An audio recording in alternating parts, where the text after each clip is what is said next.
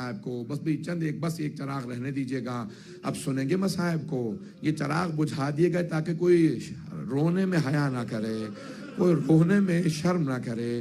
لیکن پھر بھی کچھ دیر بعد یہ چراغ جلا دیے جائیں گے, ہمیشہ تاریکی نہیں رہے گی. ایک 3.5 برس کی بچی تھی, وہ ہمیشہ یہی سوال کرتی تھی, اماں دوبارہ کبھی چراغ بھی جلیں گے, کبھی روشنیاں بھی ہوں گی.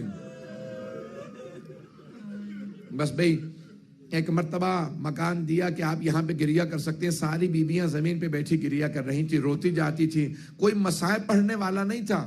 ایک بی بی آواز دیتی تھی, واہ حسین. ساری بیویاں رونے لگتی تھی. جب خاموش ہوتی دوسری بی بی کہتی, واہ عباس.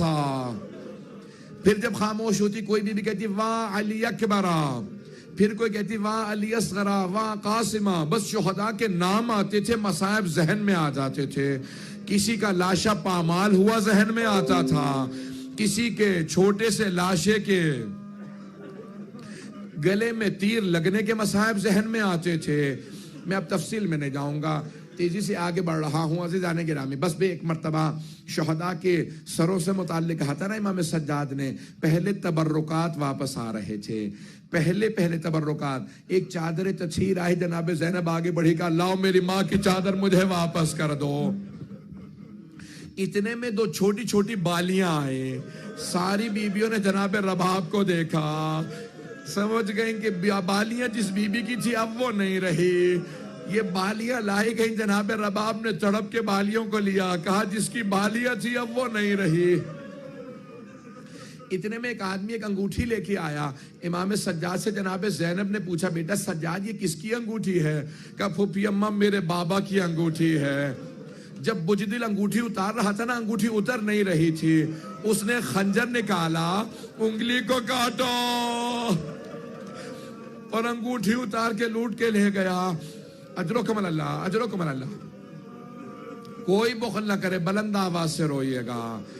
امام سجاد کہتے ہیں میرے بابا پہ ایسے گریہ کرو جیسے ایک بوڑھی ماں جوان بیٹے پہ روتی ہے.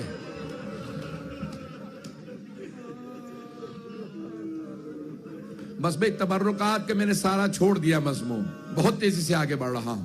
تبرکات آ چکے. اب ایک مرتبہ شہداء کے سر واپس آنے لگے. پہلا جو سر آیا بڑا ننھا سا سر تھا. جناب رباب نے اپنے برقے کا دامن پھیلایا, کہا لاؤ علی اصغر کا سر مجھے دے دو. بی بی نے کچھ دیر سر لے کے گریہ کیا, پھر ایک سوال کیا, علی اصغر اب مثلوں کا تنہر, بیٹا کیا تجھ جیسے بچوں کو بھی نہر کیا جاتا ہے؟ بیٹا اونٹوں کو نہر کیا جاتا ہے.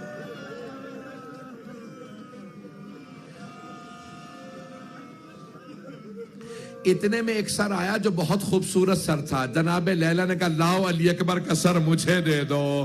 بی بی نے کہا علی اکبر تیرے بغیر جینا ماں کا بڑا مشکل ہے. اتنے میں ایک سر آیا, جناب ام فروہ آگے بڑھی. سر کو لینے کے بعد کہا قاسم جب آپ خیمے سے گئے تھے آپ کے چہرے پہ گھوڑوں کی ٹاپوں کے نشان نہیں تھے.